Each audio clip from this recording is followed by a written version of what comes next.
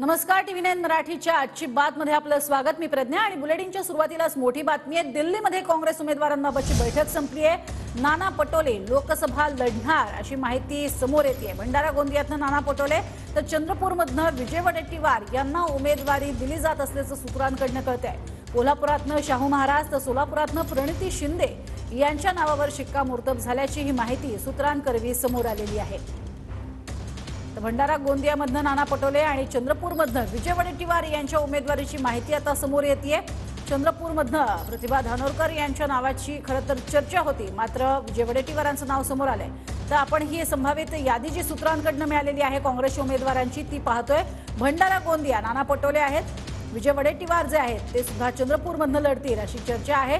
तर कोल्हापूर इथून शाहू महाराज, पुण्यातनं रवींद्र धंगेकर अशी उमेदवारांची नावं निश्चित झालंय असं सूत्रांकडून कळतंय।